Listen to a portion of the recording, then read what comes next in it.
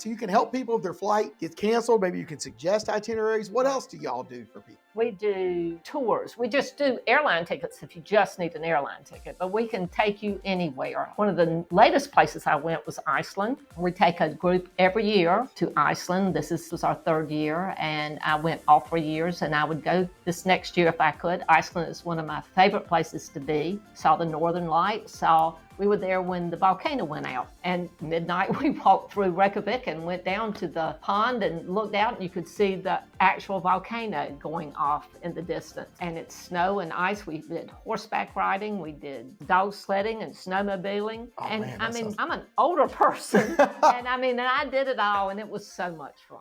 Welcome to another episode of Best of Johnston County, brought to you by Breeden Law Office. Our host, Jonathan Breeden, an experienced family lawyer with a deep connection to the community, is ready to take you on a journey through the area that he has called home for over 20 years. Whether it's a deep dive into the love locals have for the county or unraveling the complexities of family law, Best of Johnston County presents an authentic slice of this unique community. Hello, and welcome to another edition of the Best of Johnston County Podcast. I'm your host, Jonathan Breeden, and today we have travel agent Rene Edwards from A Travel Odyssey here to talk to us about the travel industry, how it's changed, why you should still use a travel agent, the value that they can provide, her family's time on an Edwards IGA in Smithfield, and some of her favorite parts of Johnston County. Welcome, Renee. Well, thank you, John. Right. Well, I love having people that I have used onto my podcast. You were my travel agent. You've gotten me on some of the greatest trips of my lifetime. Yay. I want to thank you and Barbara King for that. But just tell the people like who you are, where you're from, where you grew up, all that good stuff. My name is Rene Edwards. I grew up in Goldsboro, actually. My dad was the Boy Scout executive in Goldsboro for all of Wayne County, Dick Odger. Met my husband at a teen club. When I was 16, he was 17. And he was in Princeton, I was in Goldsboro. Somehow we ended up together. We've been married almost 52 years. In the IGA grocery store is where we started. I was a cashier and he ran the store and did the ordering. And after 20 years of marriage, we decided maybe I needed to go into a different business rather than going home with my boss every day. So, I know how hard it is to work with your spouse. It's just wonderful. So when did y'all get the Edwards IGA there in Smithfield? Was it in his family?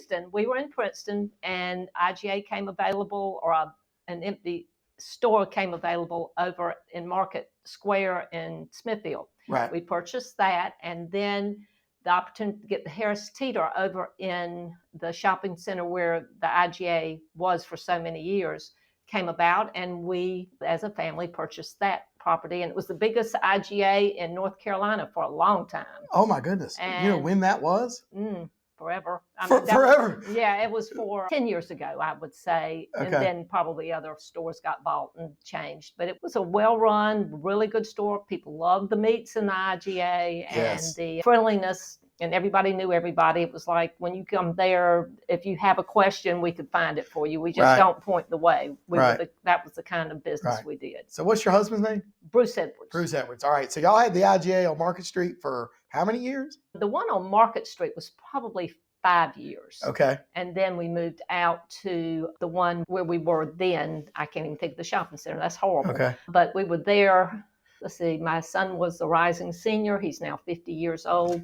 So we were there for 35 years. Right. So where is this? In Smithfield, Selma? In Smithfield. In Smithfield, okay. Yeah, and then his cousin Bill Joe Edwards had the IGA. We got the IGA in Four Oaks, and we had the one in Princeton. So we had 3 at that time. That's a lot of work. We've had as many as 7, but as the brothers got it, we ended up with just the 3, and then the 2, and then the 1. So you worked in the grocery business, I guess, for the first 20 years of the marriage. Absolutely. And then you decided maybe I need to not work with my husband. No. I've tried to work with my wife. Anybody that can work with a spouse, that is a special relationship. We get through it, and we love each other, but it can be hard. Mm-hmm. It can be very hard. Difference of opinions quite often. But we ended up going, I had just an idea. One of my friends had a travel agency. So I said, I'm going to go see if I can volunteer there. And I went, and Barbara King and Patty Stallings owned this agency. And I said, can I volunteer? And they said, yes, we really need somebody. 40 hours a week. I said, okay. So I went to work. I had to go to Texas. At that time, they had travel agent schools. And so I went to the travel agent school, and I went there twice, and I learned to be a travel agent. You have to know all the city codes from the top of your head, and like Chicago, ORD. Why is it ORD? It used to be Orchard. And so that was why. I didn't know that. Yeah, that's why Chicago is ORD rather than CHI. Just FYI. And so I got all that in. So that was 32 years ago. So that's back in the 90s. It was. And probably earlier than that sometime. But it was just a good business to be in for a long time. And things have changed. But we're still there. We're still in Smithfield. Barbara's still in that office every day that she can be. And it's a good business to be in. Yeah, so it's called A Travel Odyssey. It's on 3rd Street. It's right across from my office there in Smithfield, my satellite office that I have there with Accenture Wealth Management, Chris Key. Mm-hmm. And Chris Key was on this podcast a few weeks ago. Go back and listen to what he has to say about investing and what services he provides. So y'all been there and have planned some pretty amazing trips for people over the years. And you. And me too. Yes. There we go. Yeah. So let's talk about why people should use a travel agent today. Okay. We have Kayak and we have Expedia and all of that. But why should people use travel agents now? Well, we have a storefront business. And if somebody has a problem or needs something, they can walk into our business and say, this happened to me. What can you do for me? And if you're on the computer, they might be in Timbuktu. You just don't know where they are. Right. We're always there, a phone call away. I don't think you've hardly ever called me that I haven't answered the phone. And I'm always online. I'm always there. And I've had calls at 7 o'clock at night on a Sunday night saying, our flight is delayed. Can you help me? Yeah, I can. Just give me a minute to pull up my computer. If you have a travel agent, somebody whose name you know, and you have their phone number and you can call them, you have help at your right hand. That's why. And the number of delayed flights and canceled flights continue to go up as the airlines oversell flights. And I mean, now they're going to get 50 or 60% less planes than they ordered because of all the problems at Boeing this year. Right. And that's going to make the flight situation even tighter because they're not going to have the planes and they're overselling these planes. They sure are. It's sad. And I can't always help, but I sure can point the way to help. Sometimes if you're standing in front of the agent after your flight has been canceled, and I'm looking at my computer and said, tell them to put you on this flight because it has availability, they can do that. Whereas if you're just looking at them and say, can you help me? And they say, well, I don't see anything your agent says, here's the flight.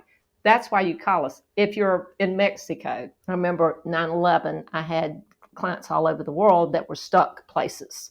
And it was crazy. I had a couple down in Mexico, and I finally got them a flight. It was like 3 days later. But they got to the airport. So if you get to the airport, I've got you a flight held. I didn't even care how much it cost. I just had it held for them. Said, we'll settle up later. You get on that flight and you come home. That's what we do. That's great. And well, the other thing is that I think you've been able to help me is between you and Barbara King, I don't know if there's a place in this world y'all have not actually been. Well, I know for Barbara, that's for sure. I mean, I'm a little more limited because I had children and I just didn't travel as much as that. But the traveling Barbara's done, she's literally been all over the world. You know, if you don't absolutely know where you want to go or you have some ideas, both of y'all have been invaluable to me. It's just as like, well, have you considered this or that? Like we had a great time here. And I was like, never really heard of that place. But yeah, I mean, you know, like I wouldn't have thought about it. I mean, that's another thing a travel agent can do is they can offer suggestions. Right. Whether you take them up from us or not, that's another question. But it is still the thing to do. And y'all helped talk me, particularly you, helped me talk to get into cruising. I wasn't sure about going on cruises. I'd never been on a cruise. Woody Bailey, our mutual friend, he's on a previous over the podcast. Woody's Computing. Go back and listen to him talk about personal computing and business computing and the services he offers. He suggested, hey, why don't we go on a cruise? Renee can help us find a cruise. And I wasn't sure about it, but I think you talked me into it and talked to me about how much fun it would be for the kids and the kids clubs and the swimming pools and the water slides. I didn't know any of this about cruises. I'd never been on a cruise. I'd never looked at going on a cruise. But I mean, you talked me into it, and now I'm 4 cruises in and get ready to go on a 5th one. And I think it's the best way to vacation now. You've got everything in one spot. You've got your hotel that is traveling with you. You don't have to unpack. Your hotel takes you to the different places. And once you're there, you can get off and you can see the world. And that's what cruising is about. Well, and there's unbelievable food and Oh, yes. shows and experiences. I Mhm. mean, I was fortunate you helped me go on the Icon of the Seas a few weeks ago, the brand new boat from Royal Right. Caribbean, and the shows on that ship would rival shows you'd see anywhere. Unbelievable. It is. Just It's unbelievable. The acrobatics, and I mean, the shows were as good as you would see as a traveling Broadway show coming to DPAC. I know a lot of people go to DPAC, see those shows. It was that level of quality on a ship in the middle of the ocean. Did you have the roller skating or was ice skating or I something? saw they had ice skating. Ice Yes, I skating. saw the ice skating On show. the ship. Ice skating rink on the ship on Royal Caribbean. Yeah. That's just amazing. It was amazing. A water show with divers. And I mean, you went with the family. If you're not wanting the children so much around, there are other cruises you can go on that don't involve a lot of children, that are mainly adults and adulter entertainment. Right. You know, casinos, which most ships do. Right. Disney ship does not. Right. But it's still. Right. But adults can adult and children can children, and that's what you want to happen. Well, and that's the great part about cruising is that there's always stuff for the kids to do. And it would often be, we would just tell the kids to check back in. They didn't want to go do what we were doing. Right. They were off doing their own thing and they make have friends. fun. Oh, it was so much fun. And we've gotten to go all through the Caribbean and that's been fun and met a lot of people in that part of the world and taken some nice excursions and learned a ton. And yeah, so I'm sold on cruising now. I think we'll do that probably forever. But now some of the cruise lines, I don't think Virgin Atlantic allows children. No, they don't. Right. That's an adult cruise. And if you went on Holland America or even Princess, you will find 90% of the people on there are going to be adults, very few children. But it's still fun. Right. You know, it's just fun. And what you see, you see. And I've been up around Boston, up into Canada. That was a great cruise. And I got to see things that I'd never seen before. Going up, we went to Nova Scotia and up into Toronto, and it's amazing. Just I didn't know a amazing cruise what you ship can- could go to Toronto. That's kind of inland. Yeah, it is, but it's down one of those rivers into one of those lakes, Okay. and it just keeps you going. Oh man, I love Toronto. Yeah. I've been there a couple of times. So what else? I mean, right. So you can help people if their flight gets canceled. Maybe you can suggest itineraries. What else do y'all do for people? We do tours. We just do airline tickets if you just need an airline ticket, but we can take you anywhere. One of the latest places I went was Iceland. We take a group every year to Iceland. This was our third year, and I went all 3 years, and I would go this next year if I could. Iceland is one of my favorite places to be. Saw the Northern Lights. We were there when the volcano went out, and midnight we walked through Reykjavik and went down to the pond and looked out, and you could see the actual volcano going off in the distance. And it's snow and ice. We did horseback riding. We did dog sledding and snowmobiling. Oh, and man. I'm an older person, and I did it all, and it was so much fun. Oh man, that's great. Well, and now RDU has a direct flight to Iceland. Oh, it that sure started does. last year, and that's very popular. Oh, it's great, and it's a good stopping part to anything. You can fly to Iceland and then jump off and go to England or anywhere in Europe. They just have easy flights, and they let you stop over in Reykjavik or stop over in Iceland and then go to Europe. So, and it's not any more expensive to do that than to just fly direct. Oh, cool. I didn't know that. Yeah. So, yeah. Well, you can also take a tour from Iceland. I know they run tours out of London. That's a pretty good ride. It's a couple of weeks, but they go from, and ends up doing Northern Ireland. I looked at this. Right. You and I looked at that. We would do Northern Ireland. It would do Scotland, Iceland. You know, decided not to do that trip, but I know some people that are doing it, Right. and I know that's a great cruise and people enjoy it. Iceland is on a place I would like to go because I've heard you talk so well about it. I've had several other friends go.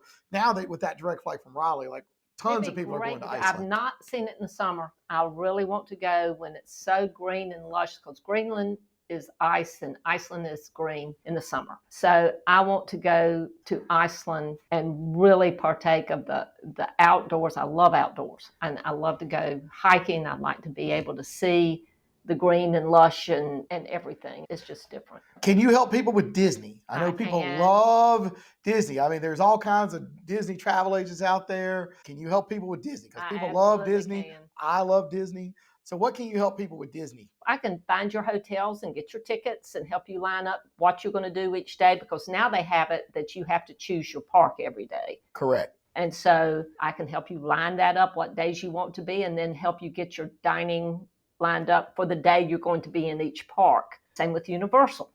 You can do Universal, and it's so much fun to go, and they keep on adding to the parks. It's just going to be one big park in Orlando before too long. It's something I do. If you need train to go down or whatever you need, I can make it happen. So you know about Disney. Yeah, and Disney's always changing, and they're changing the rules, and of course they keep upping the prices. Yes, they do. I think they're upping the prices to lower the attendance. Could be. And that's my take on it. Well, I tell you what, it's about the only part of Disney that's making money. You know, I mean, I keep seeing on the news that they're losing money on ESPN, and they've had a couple of big budget movies bust on them, but their parks are making money. Their parks, if they're not, then they're doing something wrong. I think their cruise line's making money. Yes. Barbara's been on the Disney cruise. She took her husband's grandchildren, and they had a great time. They really did. I've had several friends do Disney cruises, and they talk about how much fun it is. And I actually have an aunt who is a travel agent and lives in Orlando and works at Disney part-time. And she is the Disney's biggest Disney fan. She's been going there since it opened. And so I was there for its 50th anniversary, and her parents took her when she was 15 or 16. Wow. And she has been every year since it opened. Well, you love from it, a teenager. Right. And now she's retired and she's moved there and has got a job doing stuff, working in the shops, whatever. Loves it. Loves everything about it, the whole Disney thing. And I think she's probably forgotten more about Disney than most people that work there even know. So anyway, but I do a lot of time. The thing I like about Disney, and I've been to Disneyland, and then I went to Disney World. I did all of that. Is it's all about customer service. That's what I try to do here at Breed Law Office. I try to provide a high level of customer service. I want people to return. I want to feel like they got a good value for the money they're spending. Disney's just crazy expensive. And so I spend time listening to Disney podcasts, like former Disney executives. There's a podcast out there called Creating Disney Magic. Lee Cockrell was executive vice president of Disney for a long time. And he just talks about the things that Disney did to provide better customer service. And there's a booklet on how to do everything. Like there is a standard operating procedure from everything. For any business. Right. And in Disney, they have one for everything from the parades to the shops, and they're constantly trying to make it better. But if you have a suggestion how to make it better, they may change the standard operating procedure for that thing. So that keeps Disney current and always trying, because I think he said on one of the podcasts that 80% of the people that go to Disney had been there before or something ridiculous. I wouldn't be surprised. Now, I will tell you, with Disney, you do not go tomorrow. You plan up to 6 months ahead to go, because that way you can get everything you want. You can get the shows you want. You can get the rides you want. You can get everything you want, because you have to plan this ahead. Disney is not a go buy a ticket at the door and go in and ride all the rides. You'll be in line for one ride, sometimes for 2 or 3 hours. That is true. So it is something you have to plan. And that's what I do. Right. Help you plan that. Right. Well, and Disney doesn't ever release its attendance numbers, but do you have a general idea of when it is less crowded? Every time I've ever been, when school is in here is the best time to go. Never during a holiday. Between two holidays, actually between Thanksgiving and Christmas, the 2 weeks in between there is probably the slowest time to go. I did go the week after Thanksgiving, and it was not terrible. Epcot was absolutely bonkers, but the other ones were more reasonable. Right. The lines were more reasonable, and I did not feel crowded. And so I think that was probably a good decision to go the week after Thanksgiving. But I was just curious, because they will not release their attendance numbers, but I'm just wondering, like, there's got to be a better time. Like, I wouldn't want to go in the middle of the summer because it's too hot. Right. And it rains every day. I'm just always curious. So maybe when school's in, not a holiday, good time to go. If it were me, that's what I would choose. All right. That sounds like a plan. And I love Disney. I went to Universal while I was there. That was a lot of fun. Where else? So you said Iceland, people might think about. Where else is somebody that you think people would enjoy going that they might not be thinking about off the top of their head? Well, if they wanted to go into the Caribbean, I'd say somewhere like Barbados or St. Lucia or Antigua. You hear of the Bahamas and Jamaica, but these are out islands, and they've got a lot to offer. There's a different kind of vibe on each of those islands. And I mean, it's an island, and it's lots of trees and lots of animals and lots of food and lots of water and lots of water sports that you can do. I do like those 3 islands. And I like Aruba, but Aruba is different. Aruba is a desert island. You're not going to see the tropical lush foliage in Aruba that you do on those other islands, but it's a nice island. It's a Dutch island, and I feel safe there, and I enjoy going. I love Costa Rica. Costa Rica is probably one of my second favorite places to go. And I really like Costa Rica. I like the whole area of Costa Rica. Gun Castle, which is on the Pacific coast, is probably great, and you can go up into the forest and see the volcano they have there. And it's the only place I've ever been that I actually felt an earthquake. It was interesting, but it wasn't horrible, but I just wondered what was going on, that kind of thing. Europe, I'm not as well traveled in Europe. I've been to England, I've been to Paris, and I enjoyed Paris. Had a great time, did a Viking River cruise down to Normandy, and that was great fun. My parents did that cruise and really enjoyed it. And I've been to Germany and Austria, and have enjoyed those. I love Germany. Germany's one of the best places to go. And if I were to send my daughter on her honeymoon, I would send her probably somewhere like Germany. If she wanted to go to Europe, I'd rather her go there than a lot of places. Okay, well, that's cool. I've been fortunate that I've been to most of the places you just mentioned, and I enjoyed my time in Aruba, and it has cactuses, Yeah, which was a little surprising. It's a Right. desert island. It's a desert island. Some of the nicest people you ever meet Absolutely. in Aruba. Went to the aloe factory where they make aloe with aloe trees. That was fascinating. I got to go on a submarine. That's a unique thing. Aruba, safe, walked around at night. Yes. I felt completely safe there, just like you said. Really enjoyed Aruba. I've been to Germany. I would agree. Not as touristy as Paris or London. Right. A lot of nice people, a lot of good food, a lot of good things to see with Munich. Just all around. Yeah. It's beautiful. Yeah, and you got the Black Forest up around St. Gore and the mountains in the forest where they make the cuckoo clocks. And there's a lot of places. And the thing about Europe, a lot of people may not realize this, you can change countries like we change states. Right. It's just not that big. And until you start traveling around, history starts to make a lot more sense. Absolutely. When you start thinking that these countries are the size of states, and they had different languages, different government, different religions, different kings. No wonder they had all these wars and fights, and European history was going to be the death of me at NC State. But but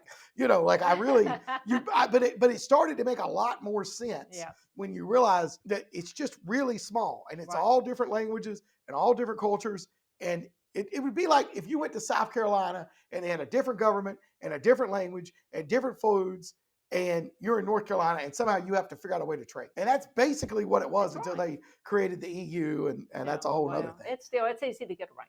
It is. You can get a train, you can get a Eurail pass, and you can go everywhere in Europe you want to. You really can. And not spend more than 4 or 5 hours in any one trip going anywhere. You can be one end or the other. It's awesome. And I love Europe, and I hope we're getting back there before too long. Have family law questions? Need guidance to navigate legal challenges? The compassionate team at Breeden Law Office is here to help. Visit us at www.breedenfirm.com for practical advice, resources, or to book a consultation. Remember, when life gets messy, you don't have to face it alone. Tell me a little bit about, you lived in Johnston County a long time. Right. I know you recently moved to the coast in retirement. What were some of your favorite restaurants in Johnston County? Of all the places, and I had to think on this one just to recall the name, is the Robin's Nest over going toward Pine Level from Smithfield. And it's been a long time since I ate there, and I took my daughter there recently, and she said, I cannot wait to bring my fiance. It's so unique and so friendly. It's so Johnston County. Right. And it's because they greet you. They're so glad to see you. They sit you down. If you go away from there hungry, then it's your fault. And the restaurants have changed so much since I've been here. Right.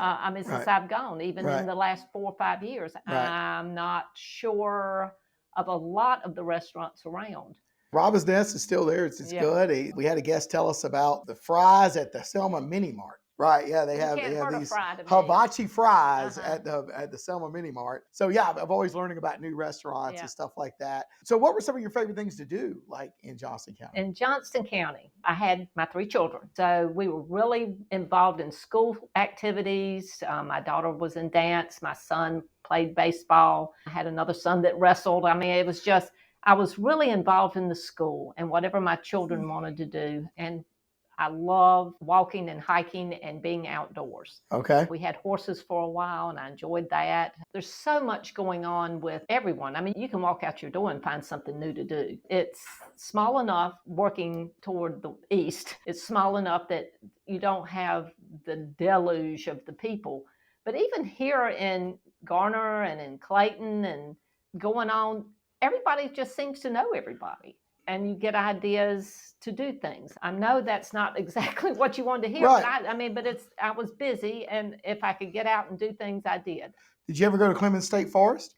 I did, actually. I've Okay. been there. It took a bunch of Cub Scouts. I had Cub Scouts and Brownies and Girl Scouts. And so we always went there and listened to the talking trees. That was a good thing to do. And it's probably even improved from now. But as I said, my dad was a Boy Scout executive. My husband was an Eagle Scout. So we enjoyed going out to the Boy Scout camp at Tuscarora, which is probably not in Johnston County, but, Right. but it involved all the Boy Scouts in Princeton and Clayton and all. And that was good, just to get involved with the young people. And I really enjoyed it. That's awesome. Well, the last question we always ask everybody on this podcast, you lived here a long, long time. What did you love most about Johnston County? I tell you, I love mostly is that everybody, and I don't care who you were from the grocery store, if you'd come in, it was the most friendly people you've ever come across. And if I were stuck beside the road, there would be a gentleman or even a lady sometimes that would stop and help you. It's the friendliness and the outgoing nature of the people in Johnston County that made me happy. It was awesome. So if people want to get up with you at A Travel Odyssey at Barber King or you, how would they do that? They can call the office and leave a message, and we will call back. All right. 919-934-1862. Okay. I'm extension 2, Barbara's extension 1. And if you don't get either one of us, be sure you leave me a message because I can get up with her. Okay. And what's y'all's website? A Travel Odyssey. If you just Google A Travel Odyssey, spelled ODYSSEY, and be sure to put A Travel Odyssey, and it will pull us up. Oh, that's awesome. And you can leave us messages. Right there on 3rd Street in Smithfield, downtown. It's great. They've sent me on some of the best vacations of my life. I would highly recommend Renee and Barbara for everything they do. I'd like to thank Rene Edwards for coming in today, being a guest on the Best of Johnston County podcast. If this is your first time listening to the Best of Johnston County podcast, if you would do us the favor of liking or subscribing or following this podcast wherever you are seeing it, whether it be on YouTube, Apple, Spotify, LinkedIn, TikTok, Instagram, or any of the social media pages for Best of Johnston County podcast, so that you'll be made aware of future Best of Johnston County podcast episodes. The Best of Johnston County podcast comes out every Monday, and be sure to come back every Monday and listen, as well as snippets come out every day off of the podcast across our social media channels. If you would also do me the favor of going down and leaving me a 5-star review at the bottom where you're seeing this podcast, it does help raise our visibility so other people will become aware of the Best of Johnston County podcast and learn. Is also, if your first time listening, please go back and listen to some of the previous episodes of the Best of Johnston County podcast. We've had lots of interesting people, including Patrick Harris, Johnston County Commissioner, Ted Godwin, Johnston County Commissioner, Hanley House, Miss Teen America, who lives right here in Cleveland, Chris Key, a financial advisor. We've also had Adrian O'Neill, the Johnston County Parks and Rec Director, and he's the first person to ever be a Johnston County Parks and Rec Director, and he can talk to you about some of the parks and the trails and stuff like that. So there's lots of good information in this podcast every week. There's lots of good information on the previous episodes. There's going to be more great guests coming in the future. So keep checking back and listening to the Best of Johnston County podcast. Until next time, I'm your host, Jonathan Breeden. That's the end of today's episode of Best of Johnston County, a show brought to you by the trusted team at Breeden Law Office. We thank you for joining us today, and we look forward to sharing more interesting facets of this community next week. Every story, every viewpoint adds another thread to the rich tapestry of Johnston County. If the legal aspects highlighted raise some questions, help is just around the corner at www.breedenfirm.com.